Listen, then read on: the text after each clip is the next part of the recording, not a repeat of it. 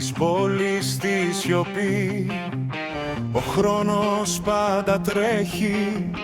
Η Μόμο η μικρή τους φίλους της προσέχει.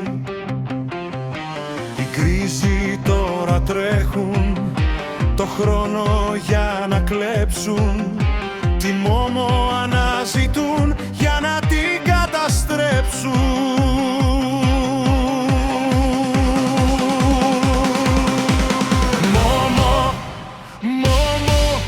Ακολούθησε τον δρόμο, στο μάστορα πήγαινε και σώσε τον κόσμο.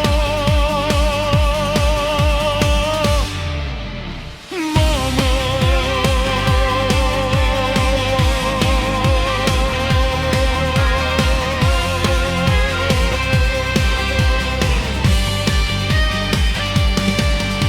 Η Κασιόπινε τη Μόμο θα οδηγήσει, την πάει στο μάστρο ώρα για να της δώσει λύση.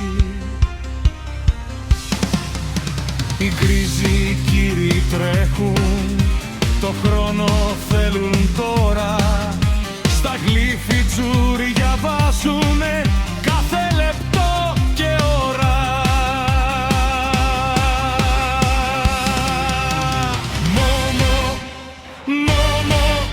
Ακολούθησε τον δρόμο, στο μάστρο ώρα πήγαινε και σώσε τον κόσμο.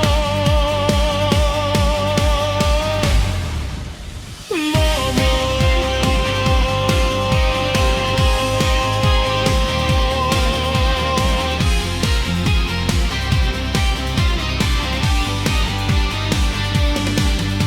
Η Μπέλα κι ο βοηθός της, η Κέλλη και η Νίνα, κοιτάζουν πως θα βγάλουν πάλι κι αυτόν το μήνα. Ο Τζίτζι στο κανάλι, ρομπότ η βοηθός του, Φούτζι τουρίστριες δάρια διεκρίνε μπρος του.